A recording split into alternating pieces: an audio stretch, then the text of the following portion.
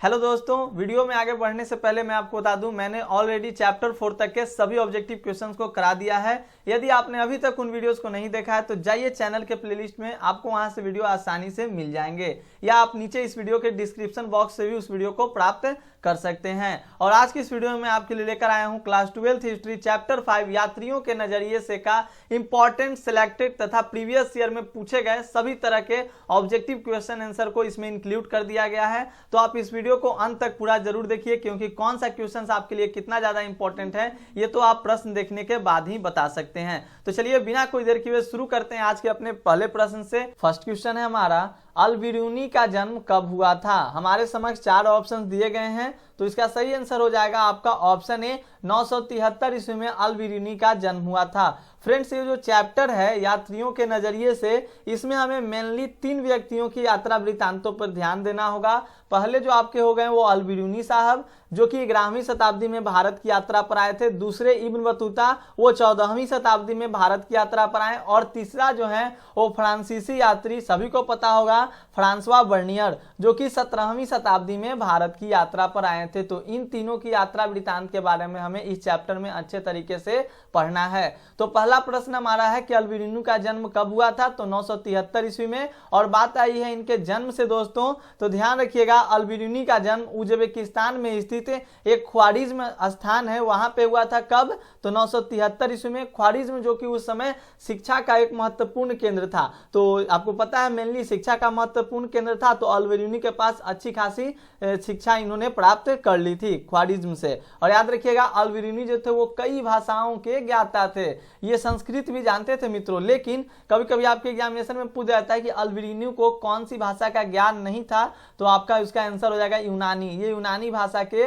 ज्ञानवान नहीं थे, इनको यूनानी भाषा का ज्ञान नहीं था। तो ध्यान रखिएगा ये सारे टर्म्स आपके लिए इंपॉर्टेंट रहेंगे। जितने भी टर्म्स है मैं सभी टर्म्स को डिस्कस कर ले रहा हूं, और जो प्रीवियस ईयर में भी क्वेश्चन पूछे दिए गए इस चैप्टर से, मैंने उसको भी इसमें इंक्लूड कर लिया है। और आपको आंसर याद रहे तो नीचे कमेंट सेक्शन में कमेंट जरूर कीजिएगा, और फ्रेंड्स वीडियो को शेयर जरूर कीजिएगा। सेकंड नंबर प्रश्न देखिए, किताब उल हिंद की रचना किसने की है दोस्तों।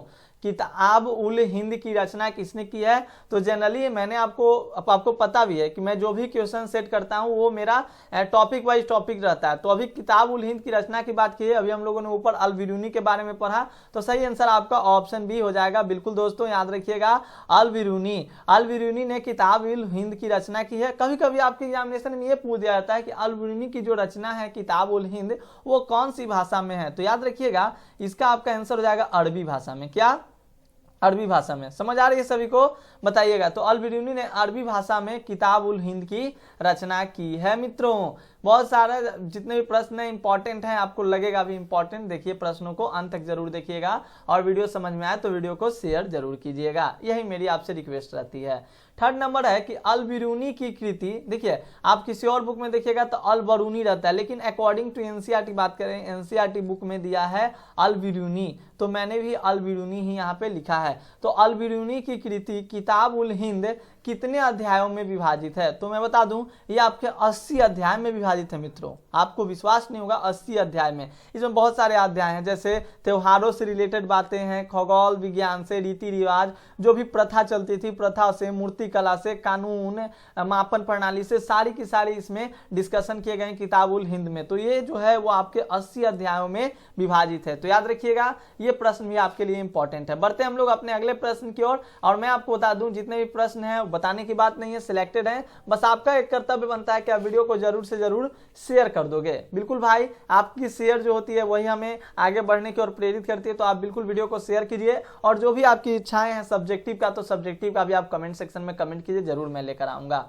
4 नंबर प्रश्न है हमारा, हिंदू किस भाषा का शब्द है। अब आपको लग रहा होगा, देखिए कंफ्यूज मत होइएगा, मैंने इसीलिए इस प्रश्न को डाला, हिंदू किस भाषा का शब्द है। बहुत सारे लोग हिंदी हिंदी हिंदी, बट हिंदी का नहीं है, ये जो आपका है वो फारसी भाषा का शब्द है। देखिए हिंदू जो शब्द था इसका प्रयोग सिंधु क्षेत्र के जो पूर्व इलाके में रहते थे, पूर्वी इलाके में, पूर्वी क्षेत्र के निवासियों के लिए इसका प्रयोग किया जाता था, हिंदू शब्द का प्रयोग। और यहाँ के निवासियों को कहा जाता था हिंदू, और इस स्थान को कहा गया हिंदुस्तान। तान। तो इसमें कोई, अगर हम लोग अभी देखते हैं हिंदू कहने से हम लोग को लगता है धार्मिक संबंध, अभी की बात करें, लेकिन इसका जो हुआ बहुत पहले ही इस नाम का उद्भव हुआ। कब? तो ये फारसी भाषा का शब्द भी आपको पता होना चाहिए, और हिंदू कोई धार्मिक संबंध इसका नहीं है, बाद में इसे हम लोगों ने धार्मिक संबंध के रूप में ले लिया। तो हिंदू, ध्यान रखिएगा, हिंदू किस भाषा का शब्द है? तो फारसी।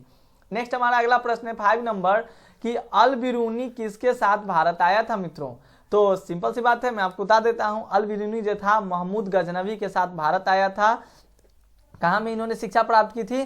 ख्वारिज्म में। और गजनवी का जो महमूद का जो राजधानी था गजनवी, तो यहाँ पर आए थे। क्या हुआ था कि जब 1017 ईस्वी में यहाँ पर आक्रमण हुआ, ख्वारिज्म पर आक्रमण हुआ, तो वहाँ के जो सुल्तान महमूद थे वो वहाँ से अनेक विद्वानों को, अनेक कवियों को अपने साथ अपनी राजधानी गजनी में लेकर आ गए थे। तो महमूद गजनवी के साथ साथ अल बिरूनी भी क्या हुए? उसी टाइम इनके राजधानी में आ गए थे। तो याद रखिएगा, अल बिरूनी किसके साथ भारत आया था? तो महमूद गजनवी के साथ आया था। 1017 में जब आक्रमण हुआ ख्वारिज्म पर, तो वहां से लोग आए, और इन्होंने यहाँ पर बहुत लंबा समय बिताया भी, अप्रोक्स समय लगता है 70 साल इन्होंने यहाँ पर बिताया, मतलब 70 वर्ष की आयु तक यहाँ रहे थे। 6 नंबर प्रश्न है, जैसे घोंसले को, मित्र प्रीवियस ईयर में प्रश्न पूछा गया है, तो जैसे घोंसले को पक्षी छोड़ता है उसी तरह किसी यात्री ने यात्रा पर जाने हेतु अपने घर को छोड़ा। इन्होंने इस बात को कही थी। तो हाँ बिल्कुल भैया, याद रखिएगा, C is the right answer, Ibn Battuta. अब इब्न बतूता की बात आ गई, मैंने आपको शुरू में बताया, हम लोग इसमें पढ़ेंगे एक अल बिरूनी के बारे में, इब्न बतूता के बारे में और वर्नियर के बारे में। तो अभी बात आ गई है, जैसे घोंसले को पक्षी छोड़ता है उसी तरह किस यात्रा ने यात्रा पर जाने हेतु अपने घर को छोड़ा, तो इब्न बतूता हो जाएगा, ध्यान रखोगे, ठीक है। तो इब्न बतूता ने यह बात कही थी, उस टाइम इनकी जो उम्र थी, जब इन्होंने इस बात को लिखा था, उस टाइम इनकी उम्र 22 वर्ष की थी। कितने? तो 22 वर्ष की थी। और फिर इब्न बतूता 1354 में घर वापस पहुंच गए थे। लगभग 30 साल का यात्रा करके इन्होंने 30 साल तक लगभग यात्रा में अपना समय बिताया, और फिर 1354 में ये अपने घर, यानी जहां इनका घर था, कहां पे घर था, तो अब आपको बताना होगा मोरकक्को, याद रखिएगा, मोरकक्को में इनका घर था। तो वहां पे फिर ये वापस चले गए थे।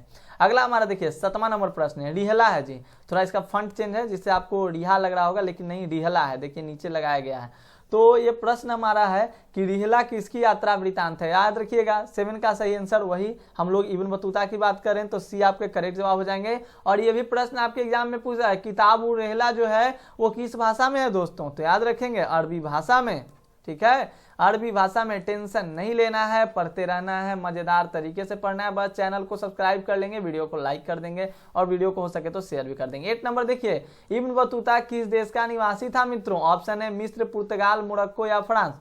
तो इब्न बतूता किस देश का निवासी था? 8 का सही आंसर आपका ऑप्शन सी, मोरक्को। मोरक्को का, देखिए मोरक आधा का अको, मोरक्को। ये जो था, इनका जन्म जो हुआ था वो तंजीर में हुआ था, जो कि सबसे सम्मानित परिवार में इनका जन्म हुआ ऐसा माना जाता है, और शिक्षित परिवार भी था इब्न बतूता का जो परिवार, यहाँ पे इनका जन्म हुआ था। 9 नंबर देखिएगा, इब्न बतूता ने अपनी यात्रा का विवरण किस भाषा में लिखा था? तो इब्न बतूता ने जो अपनी यात्रा का विवरण लिखा वो किस भाषा में लिखा? मैंने आपको ऊपर बताया, रिहला किस भाषा में है?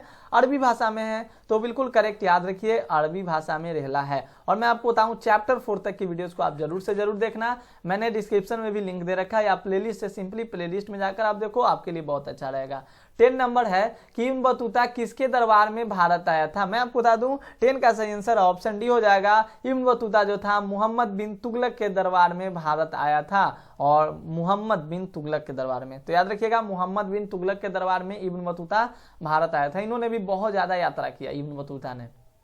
11 नंबर है, मोहम्मद बिन तुगलक ने दिल्ली का काजी या न्यायाधीश भी आप कह सकते हो, तो दिल्ली का काजी या न्यायाधीश किसे नियुक्त किया था? तो मोहम्मद बिन तुगलक ने इब्न बतूता को ही अपना काजी नियुक्त किया था, लेकिन हालांकि कुछ दिन बाद इन दोनों में क्या हुआ, वो कहा जाता है ना, गलतफहमी के कारण जो मोहम्मद बिन तुगलक थे इनको जेल में भी कारावास दे दिए थे, जेल में डाल दिए। फिर बाद में उस मामला सुलझ गया था। बाद में क्या हुआ कि जब उनको पता चला कि नहीं ऐसी बातें नहीं है, कुछ बातें हुई होंगी तो बातें नहीं है, तो फिर उनको ससम्मानित उनको फिर निकाला गया, उनको पुरस्कृत भी किया गया था। तो याद रखिएगा, मोहम्मद बिन तुगलक ने दिल्ली का काजी या न्यायाधीश किसे नियुक्त किया गया है? तो इब्न बतूता को। अगला हमारा प्रश्न रहेगा दोस्तों 12 नंबर, इब्न बतूता के अनुसार उसे मुल्तान से दिल्ली की यात्रा में जितने दिन लगे थे उनकी संख्या क्या थी। यानी इब्न बतूता ने मुल्तान से दिल्ली की यात्रा की तो उसे कितने दिन लगे थे, तो बिल्कुल याद रखना है ऑप्शन ए 40 दिन। उन्होंने और भी बताया है, जैसे अभी तो मैंने यहाँ पर मुल्तान से दिल्ली की बात की, लेकिन देखिएगा यहाँ पर सिंध से दिल्ली की बात उन्होंने बताई है, तो उसे भी आप ध्यान से रख दीजिए। अब उतना ऑब्जेक्टिव क्वेश्चन क्या सेट किया जाए की बात को, तो सिंध से दिल्ली तक की बात करें तो उनको 50 दिन का समय लगता था। 50 दिन का समय मतलब उन्होंने बताया है। और ग्वालियर से दिल्ली की अगर बात करें, ग्वालियर ऐसे ना जी, ग्वालियर माउस से लिख रहे हैं तो थोड़ा सा दिक्कत होता है, तो ग्वालियर से दिल्ली में उनको लगा 10 दिन का समय। माउस से तो मुझे लगता है कि आप लोग इतना लिख भी नहीं पाओगे, तो ग्वालियर से दिल्ली 10 दिन, तो याद रखिएगा, यह भी आपको याद रखना है। 13 नंबर देखेंगे आप लोग, मध्य एशिया के रास्ते होकर इब्न बतूता सन 1333 में स्थल मार्ग से कहां पहुंचा था, तो सिंध पहुंचा था। ठीक है, करेक्ट आंसर आपका हो जाएगा ऑप्शन ए सिंध। याद रखिएगा, मेरा मकसद है कि आप याद कर लो इन सभी प्रश्नों को, क्योंकि अभी मैं आपको इसका लाइव भी सेशन कराऊंगा। अब्दुल रजाक समरकंदी नामक यात्री ने किसके यात्रा वृत्तांतों को पढ़ा और उससे प्रेरणा ली। देखिए अब्दुल रजाक ने नहीं बल्कि अन्य भी, जैसे महमूद वल्की थे, इन लोगों ने भी क्या किया, इनकी यात्रा वृत्तांत को पढ़ा था, इब्न बतूता की यात्रा वृत्तांत को। तो इब्न बतूता की यात्रा वृत्तांत को 1440 के दशक में दक्षिणी भारत के जो आपके थे, उन्होंने अब्दुल रजाक जी थे समरकंदी जी, इन्होंने इनकी यात्रा वृत्तांत को पढ़ा था। उत्तर भारत में आपके महमूद वली वल्की जी का नाम मैंने बताया, इन्होंने भी इनकी यात्रा वृत्तांत को पढ़ा था। तो याद रखोगे, सही आंसर आपका ऑप्शन भी हो जाएगा इब्न बतूता। याद हो रहा है सभी को जी। 15 नंबर देखिए, फ्रांसवा बर्नियर किस देश से भारत आया था। अब देखिए हम लोगों ने अल्बुर्नी के बारे में जितने भी ऑब्जेक्टिव क्वेश्चन बना उसको हम लोगों ने क्लियर किया। अब आ गए हम लोग फ्रांसवा बर्नियर पे। तो फ्रांसवा बर्नियर किस देश से भारत आया था, तो फ्रांसवा बर्नियर दोस्तों किस देश से भारत आए थे, तो याद रखेंगे ऑप्शन बी आपका सही आंसर हो जाएगा फ्रांस।